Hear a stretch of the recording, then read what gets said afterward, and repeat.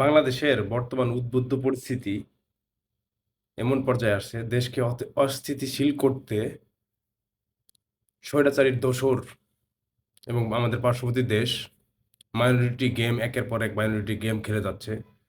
যেমন বর্তমানে মোটামুটি সফল হয়ে যাচ্ছে যে মাইনরিটি গেমে হিন্দু হিন্দু মুসলিম দাঙ্গার সৃষ্টি করার পায়তারাতে তারা 5ই আগস্টের পর থেকে শুরুতেই ছিল। এখন 21শে নভেম্বরের সেনাকুঞ্জে ম্যাডাম জিয়ার উপস্থিতিতে ইউনূসের সাথে যে কথোপকথন হয়েছে, যে ছবিটা ভাইরাল হয়েছে, এই ভাইরাল হওয়ার পরে তারা আরো ক্ষিপ্ত হয়ে গেছে যে তাদের পাওয়ারটা অন্যদিকে ডিস্ট্রিবিউশন হয়ে যাচ্ছে। এজন্য আরো ক্ষিপ্ত হয়ে যাচ্ছে। এই এই ম্যাডাম জিয়া সেনাকুঞ্জে যাওয়ার পর থেকে তারা আরো মরণপর মরণ কামড় দিয়ে যাচ্ছে। যেমন বাংলাদেশে এখন পরিস্থিতি একদম অস্থিতিশীল করে দিচ্ছে। যে বাংলাদেশের একদল জেনারেল যারা স্বৈরাচারীর দোসর ছিল, যেমন ডিজিএফ এর চিফ, এনএসএ এর চিফ, তারপরে হচ্ছে বর্ডার গার্ড বাংলাদেশের প্রধান, আর্মির জেনারেল যেমন ব্রিগেড কমান্ডাররা ঢাকার ভিতরে যারা অবস্থিত, যেমন ৯ পদাতিক ডিভিশন 46 ব্রিগেড, এসবের জেনারেলরা স্বৈরাচারীর দোসর যারা তারাই আছে, এখনো বহাল তবিয়তে আছে। তারা চাচ্ছে দেশটা অস্থিতিশীল হয়ে যাওয়ার পরে তারা আহ, এই কথিত প্রেসিডেন্ট চুপ্পুর মাধ্যমে মার্শাল ল জারি করবে। যেমন মার্শাল ল জারি করলে কি পরিবর্তন হবে? মার্শাল ল জারি করলে সেনাবাহিনীর কাছে ম্যাজিস্ট্রেসি পাওয়ার আসবে। বাংলাদেশে অলরেডি সেনাবাহিনী সব জায়গায় ডিপ্লয় এবং কি তাদের কাছে ম্যাজিস্ট্রেসি পাওয়ার আছে। তারা ইচ্ছা করলে এইসব অস্থিতিশীল পরিস্থিতি একদিন ২৪ ঘন্টার মধ্যে কন্ট্রোল করে ফেলতে পারে। তাদের কাছে ইন্টেলিজেন্স আছে যে এই যে শাহবাগে যে এত বড় বিভিন্ন বাস ভর্তি লোক বিভিন্ন জেলা থেকে চলে আসলো, এই ইনফরমেশন কি ডিজিএফ এর কাছে নাই? এনএস এর কাছে নাই? আছে। কিন্তু এরা হচ্ছে ইউনূস সরকারকে হেল্প করতেছে না। কারণ হচ্ছে এনএসএ তে যত ফিল্ড অফিসার আছে সবগুলা হচ্ছে ছাত্রলীগ, যুবলীগের লোক। এরা ইউনূস সরকারকে হেল্প করতেছে না। এরা হচ্ছে চাচ্ছে যে দেশের ভিতরে অরাজকতা সৃষ্টি করলে সেনাবাহিনী সর্বময় ক্ষতি ও ও অধি সর সর সর সশস্ত্র সশস্ত্র বাহিনী সর্বময় ক্ষমতায় অধিকারী হবে এবং কি দেশে মার্শাল ল জারি হবে। মার্শাল ল জারি হলে কার লাভ? মার্শাল ল জারি হলে স্বৈরাচারীর যারা দোসররা ছিল, যারা খুনের সাথে জড়িত, তারা রিলিজ পেয়ে যাবে। তারা অব অ অ তারা হচ্ছে বাংলাদেশের ক্ষমতায় চলে আসবে। সুতরাং আওয়ামী লীগের যারা দোসররা ছিল তাদের পাওয়ার এস্টাবলিশড হবে এই দেশে।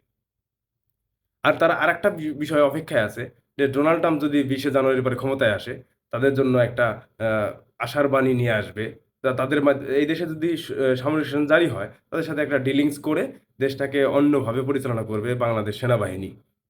আর এই সেনাবাহিনীর মধ্যে তো ঢুকে আছে যে আওয়ামী লীগের দোসররা।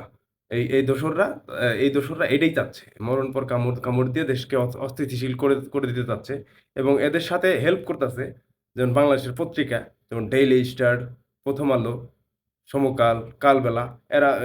এদের ম্যাক্সিমাম লোক হচ্ছে রয়ের এজেন্ট। যেমন ডেইলি স্টার, প্রথম আলো, এরা আমেরিকার ইন্টারেস্টে কাজ করে বাংলাদেশে, ভারতের ইন্টারেস্টে কাজ করে। তারা চাচ্ছে দেশটা অস্থিতিশীল হয়ে গেলে, যেমন ইতিপূর্বে আমরা দেখছেন যে ডেইলি স্টার, প্রথম আলো এইসব বন্ধের দাবি হচ্ছে। এদের যে সম্পাদকগুলোকে পদত্যাগের দাবি হচ্ছে। বিভিন্ন ইসলামী ইসলামী যেমন হেফাজতে ইসলাম অলরেডি তারা প্রজ্ঞাপন জারি করছে যে ডেইলি স্টার, প্রথম আলো এই দুইটার প্রধান সম্পাদককে পদত্যাগ করতে। তারা চাচ্ছে এই ডেইলি স্টার, প্রথম আলো ও সমকাল, কালবেলা এরা চাচ্ছে যে দেশটা অস্থিতিশীল হয়ে যাক। তাদের নিউজ কাভারেজ করে তারা তারা হচ্ছে সেই সামরিক শাসন জারির পথে চলে যাক বাংলাদেশ। তাহলে হচ্ছে যে স্বৈরাচারীর দোসররা আবার এস্টাবলিশ করতে পারবে। সুতরাং এই উদ্বুদ্ধ পরিস্থিতিতে বাংলাদেশের মানুষকে আমি বলব যে বিশেষ করে হিন্দু সম্প্রদায়কে বলব, তারা যেন ভারতের মাইনরিটি গেমের ফাঁদে পা না দেয়। এবং কি মুসলিমদেরকেও বলবো তারা যেন এইসব মাইনরিটি গেমের ফাঁদে পা না দেয়। তারা তারা অলরেডি অনেকগুলা বিদ্রোহ করে ফেলছে। যেমন ইতিপূর্বে এ পাহাড়িদের দিয়ে একটা বিদ্রোহ করার চেষ্টা করতেছিল। বাংলাদেশ আনসার দিয়ে একটা বিদ্রোহ করার চেষ্টা করতেছিল। তারপরে হচ্ছে আপনার বিচারপতিদের দিয়ে একটা করার চেষ্টা করতেছে। ওইসব ফেল করার পরে এই মাইনরিটি গেমে তারা অনেকটা পথ আগায় গেছে। 50% তারা কাজ করে ফেলছে। অলরেডি দাঙ্গা বাজার সম্ভাবনা সৃষ্টি করে দিচ্ছে বাংলাদেশে। সুতরাং সুতরাং আমি ডক্টর ইউনূসকে বলব, উনার কাছে সব ইন্টেলিজেন্স আছে। উনি প্রজ্ঞাবান ব্যক্তি, প্রফেসর ইউনূস। উনি প্রজ্ঞাবান ব্যক্তি। এখন সময় আসছে যে তার জাতির সামনে ভাষণ দেওয়া। তার মূল কাজ না, তার পরিকল্পনা জাতির সামনে প্রকাশ করা এবং কি জাতির সামনে ভাষণ দিয়ে এইসব উদ্বুদ্ধ পরিস্থিতিকে শান্ত করা। এই বাংলাদেশ সেনাবাহিনীকে সংস্কার করা এবং DGFI, NSI, border guard Bangladesh এইসব যত সংস্থা আছে, বিমান বাহিনী, নৌবাহিনী সবকিছু সংস্কার করে তারপর হচ্ছে দেশের নির্বাচনের ব্যবস্থা করুন। এখন হচ্ছে যে এই মুহূর্তে যদি সামরিক শাসন জারি হয়ে যায়, দেশের রাজনীতি কোন দিকে চলে যাবে? নির্বাচন কোথায় চলে যাবে? এইসব ৪-৫ বছরের মধ্যে আর নির্বাচনের কথা আমলে আনা সম্ভব হবে না এই সরকার। আর সামরিক শাসন জারি হলে এই সরকার ব্যর্থ হয়ে যাবে। সুতরাং আমাদের বিপ্লব ধ্বংস হবে। সুতরাং এখন হচ্ছে জাতিকে এক হওয়ার সময় আসছে। সবাইকে শান্ত থাকার অনুরোধ জানাচ্ছি এবং ডক্টর ইউনূসকে বলব তার প্রজ্ঞার সাথে জাতির সামনে ভাষণ দিতে খুব শীঘ্রই।